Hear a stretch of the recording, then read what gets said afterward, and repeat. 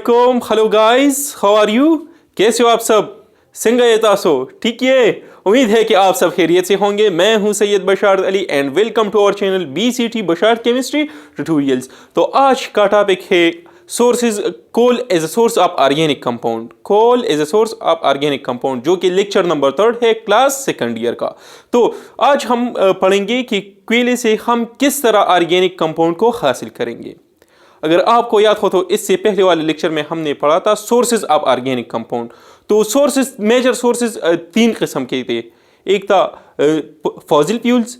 Fossil fuel के अलावा हमने पढ़ा था प्रोडक्ट्स ऑफ नेचुरल प्रोडक्ट्स पढ़ा था, और इसके अलावा प्रोडक्ट्स ऑफ बायोटेक्नोलॉजी पढ़ा था।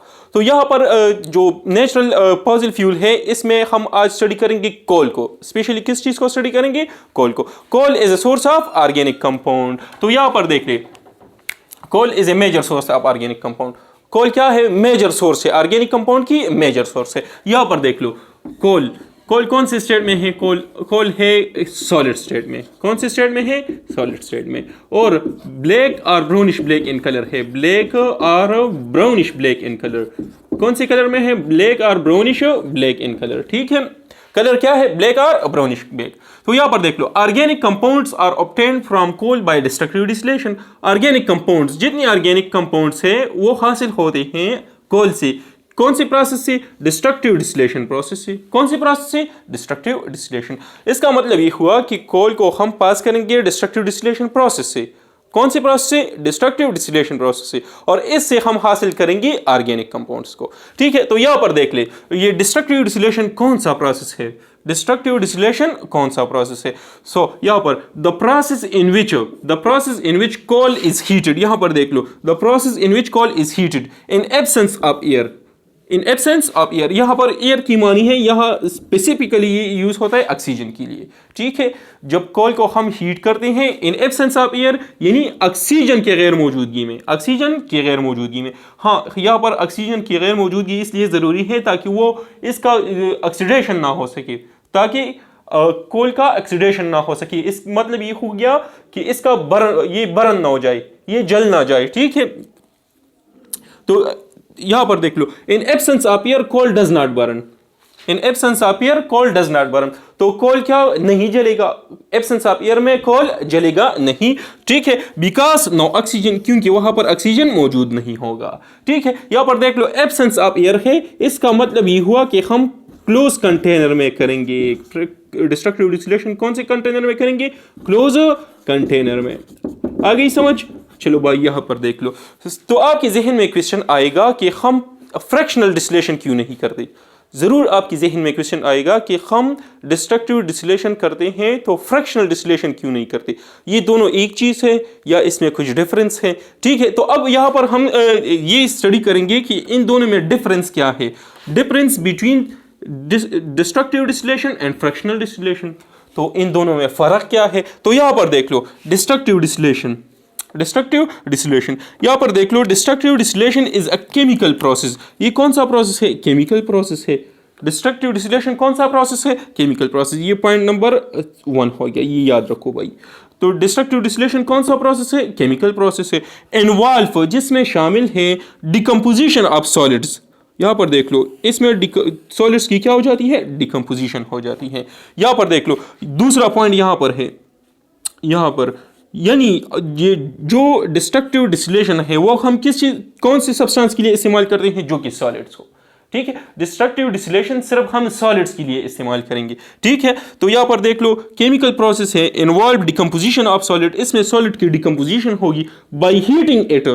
क्या होगा इसमें? ये इसको हम हीट करेंगे इन एब्सेंस ऑफ एयर, हवा की गैर मौजूदगी में। मतलब ये हो गया कि ऑक्सीजन की गैर मौजूदगी में। इन क्लोज कंटेनर, कौन सी कंटेनर में? क्लोज कंटेनर में। ठीक है, तो यहां पर देख लो फ्रैक्शनल डिस्टिलेशन को। अब बात करते हैं फ्रैक्शनल डिस्टिलेशन की। ठीक है, तो फ्रैक्शनल डिस्टिलेशन कौन सा प्रोसेस है? ये है फिजिकल प्रोसेस। भाई ये कौन सा प्रोसेस है? Physical process. Used to separate miscible liquids. आ गई समझ भाई? यहां पर देख लो, use to separate miscible liquid.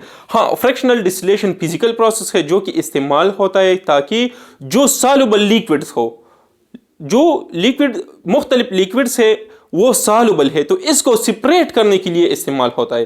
Fractional distillation process मुख्तलिफ लिक्विड्स जो कि एक दूसरे में सॉल्युबल होते हैं, इसको सेपरेट करने के लिए इस्तेमाल होते हैं। ठीक है, तो ये कौन सा प्रोसेस है?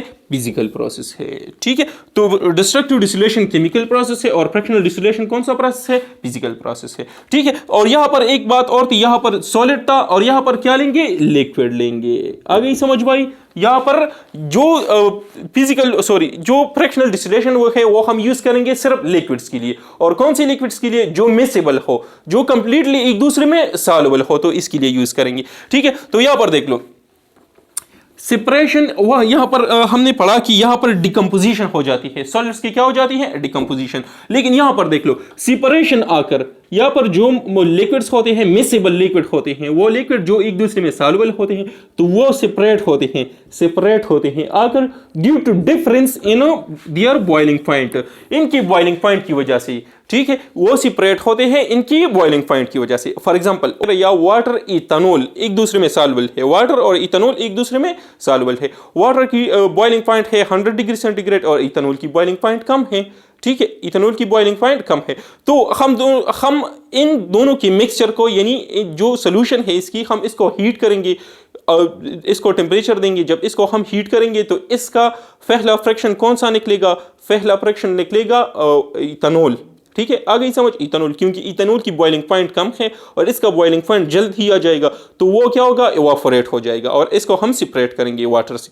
ठीक है, तो बॉइलिंग पॉइंट के तहत हम इसको सेपरेट करते हैं, फ्रैक्शंस में डिवाइड करते हैं। यानी यहां पर देख लो सेपरेशन आकर due to difference in their boiling point, किस चीज की वजह से आएगा सेपरेट होंगे? बॉइलिंग पॉइंट की वजह से। ठीक है, तो यहां पर तीसरा पॉइंट है, यहां पर जो फ्रैक्शनल डिस्टिलेशन है consist of fractional distillation column. किस चीज पर मुश्तमिल होते हैं? Fractional distillation column. ये इस तरह ही होता है, यहां पर देख लो, यहां पर ये इस तरह होता है, ये फ्रैक्शंस होते हैं, ये फ्रैक्शन बॉक्सेस होते हैं। ठीक है, यहां पर यहां सिर्फ ये फ्रैक्शन कॉलम इसी तरह होते हैं, फ्रैक्शनल कॉलम इसी तरह होते हैं। ये एक फ्रैक्शन हो गया, दूसरा फ्रैक्शन, तीसरा फ्रैक्शन और चौथा फ्रैक्शन।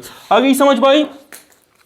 चलो यहां पर देख लो consist of fractional distillation column, और यहां पर देख लो डिकम्पोजिशन ऑफ सॉलिड आकर, और यहां पर क्या होगा? यहां पर fractional on the basis of boiling point separate होंगे। ठीक है, यहां पर देखो मेनली यूज फॉर कोल, ये खास तौर पर इस्तेमाल होता है कोल के लिए, ये खास तौर पर इस्तेमाल होता है कोल के लिए। और कोल कौन से हालत में है? सॉलिड स्टेट में है। आ गई समझ भाई? चलो यहां पर देख लो mainly use to separate components of crude oil. ये जो फ्रैक्शनल डिस्टिलेशन प्रोसेस है ये खास तौर पर इस्तेमाल होता है किस चीज़ के लिए? जो क्रूड ऑयल है, क्रूड ऑयल्स यानी पेट्रोलियम जो कि ज़मीन से निकाला जाता है, तो इसके लिए ख़ास तौर पर इस्तेमाल होता है। जो कि जब पेट्रोलियम को ज़मीन से निकाल लिया जाता है तो वो बहुत गाढ़ा होता है और इसमें मुख्तलिफ किस्म की लिक्विड्स होते हैं। ठीक है, तो इन लिक्विड्स को सेपरेट करने के लिए जो प्रोसेस इस्तेमाल होता है इसको क्या कहते हैं? Fractional distillation process. आ गई समझ भाई? चलो नोट कर लो। कोल की जब हम डिस्ट्रक्टिव डिस्टिलेशन करते हैं, कोल की जब हम डिस्ट्रक्टिव डिस्टिलेशन प्रोसेस करते हैं, तो इनसे 4 कंपोनेंट्स हासिल होते हैं। एक है कोक है, दूसरा है कोल टार, तीसरा है अमोनिकल लिक्वर,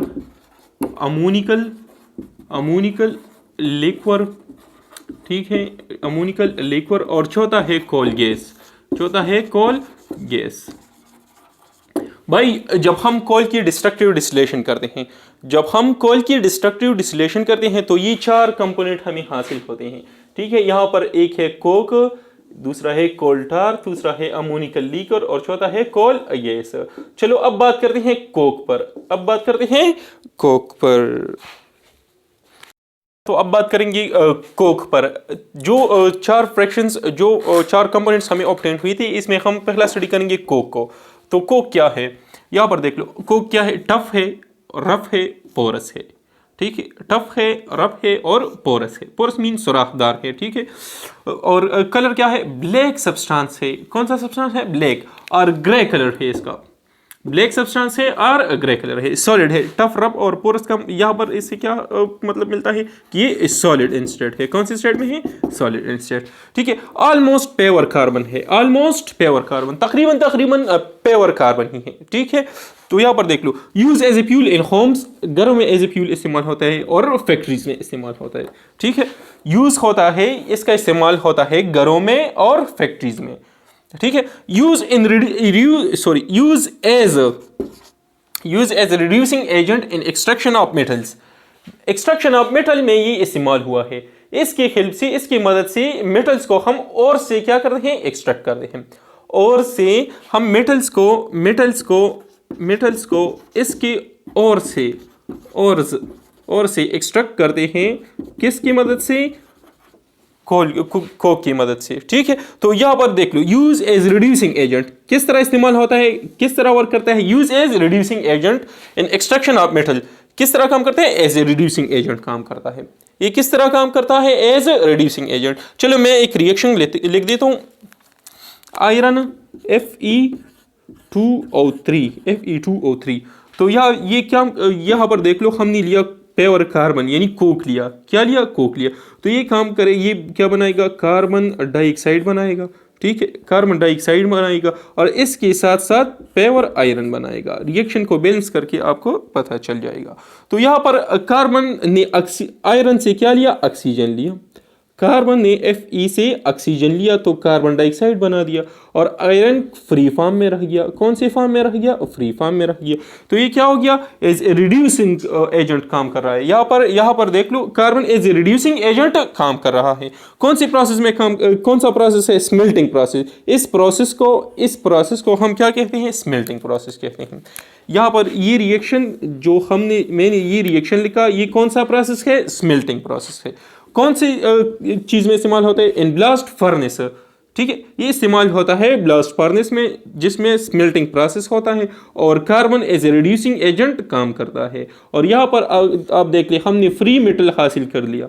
ठीक है, तो ये इस्तेमाल होता है, प्योर कार्बन इस्तेमाल होता है, यानी कोक इस्तेमाल होता है मेटल के एक्सट्रैक्शन में। ठीक है, आ गई समझ भाई?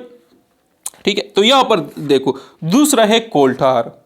दूसरा जो कंपोनेंट हमें हासिल होता है डिस्ट्रक्टिव डिस्टिलेशन से, वो है कोल टार। तो कोल टार को देखिए, यहाँ पर डार्क है कलर क्या है? डार्क कलर है, थिक लिक्विड है। डार्क कलर है और थिक लिक्विड है, यानी डार्क थिक लिक्विड है। ठीक है, मिक्सचर ऑफ ऑर्गेनिक कंपाउंड, ये क्या है? ऑर्गेनिक कंपाउंड की मिक्सचर है। ये कोल टार ऑर्गेनिक कंपाउंड की मिक्सचर है। यहाँ पर देख लो भाई, ये कोल टार ऑर्गेनिक कंपाउंड की मिक्सचर है। चलो यहाँ पर देख लो।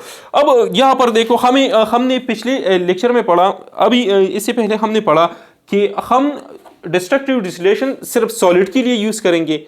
तो यहां पर देख लो, कोल्टार क्या है? कोल्टार मिक्स, ये लिक्विड स्टेट में है। कौन से स्टेट में है? लिक्विड स्टेट में। तो यहां पर हम कौन सा प्रोसेस करेंगे? यहां पर इसको सेपरेट करेंगे फ्रैक्शनल डिस्टिलेशन प्रोसेस से। यहाँ पर कोल्टार कौन से स्टेट में है? लिक्विड में है और ये मिक्सचर ऑफ ऑर्गेनिक कंपाउंड से, ऑर्गेनिक कंपाउंड की मिक्सचर है। तो इन ऑर्गेनिक कंपाउंड को हम कौन सी प्रोसेस से सेपरेट करेंगे? फ्रैक्शनल डिस्टिलेशन प्रोसेस से। तो यहाँ पर देख लो, फ्रैक्शनल डिस्टिलेशन प्रोसेस ये है नंबर 1, 2 और यहाँ पर 3rd नंबर पॉइंट है कि इसको हम सेपरेट करेंगे फ्रैक्शनल डिस्टिलेशन प्रोसेस से। तो upon fractional distillation it gives the following fraction. Upon fractional distillation के प्रोसेस से ये हमें क्या देगा? द फॉलोइंग फ्रैक्शंस देगी। ये फ्रैक्शंस देंगे। तो यहाँ पर देख लो, ये जो फ्रैक्शन हासिल होते हैं वो क्या है? ऑर्गेनिक कंपाउंड से। ये जो फ्रैक्शन हासिल होते हैं वो क्या है? ऑर्गेनिक कंपाउंड है। ठीक है, तो कहा जाता है कि इससे 200 प्लस ऑर्गेनिक कंपाउंड लिए गए हैं। ये कहा गया है कि ऑर्गेनिक कंपाउंड जो कि कोल्टार से ली गई हैं वो 200 प्लस है। किताबों में ऐसा कुछ मिलता है। ठीक है, तो यहाँ पर देख लो, ये जो फ्रैक्शन ऑब्टेन होते हैं ये है benzene, toluene, phenol, cresol, xylene, naphthalene, anthracene वगैरह वगैरह etc। ये सब क्या है? ये फ्रैक्शनल डिस्टिलेशन ऑफ कोल्टार से ऑब्टेन होते हैं। ये फ्रैक्शनल डिस्टिलेशन ऑफ कोल्टार से क्या होते हैं? ऑब्टेन होते हैं। It give 200 plus organic compound. Coal tar की फ्रैक्शनल डिस्टिलेशन से 200 प्लस ऑर्गेनिक कंपाउंड हासिल होते हैं। ठीक है, तो ये किस चीज़ में इस्तेमाल होते हैं, ये सब चीज़ें किस चीज़ में इस्तेमाल होते हैं, कौन सी चीज़ों में इस्तेमाल होते हैं? तो नंबर 1 ये सोप्स में इस्तेमाल होते हैं, सोप्स बनाने में इस्तेमाल होते हैं, शैम्पूज बनाने में इस्तेमाल होते हैं, हेयर डाइज यानी हेयर कलर्स बनाने में इस्तेमाल होते हैं। इसके अलावा ये इस्तेमाल होते हैं प्लास्टिक्स में, परफ्यूम्स में, ड्रग्स में, पेस्टिसाइड्स में, ठीक है, एक्सप्लोजिव्स वगैरह वगैरह में इस्तेमाल होते हैं। ठीक है, तो earlier used in road building, ये जो कोल्टार है ना, कोल्टार, तो अर्ली ये किस चीज में इस्तेमाल हुआ था? रोड बिल्डिंग में, रोड बनाने में इस्तेमाल हुआ था। ठीक है, रोड बनाने में इस्तेमाल हुआ था। ठीक है, नो अब क्या इस्तेमाल होता है? ठीक है, अब इस्तेमाल होता है बिटुमिन। अब कोल्टार इस्तेमाल नहीं होता रोड बिल्डिंग में, अब इस्तेमाल होता है बिटुमिन।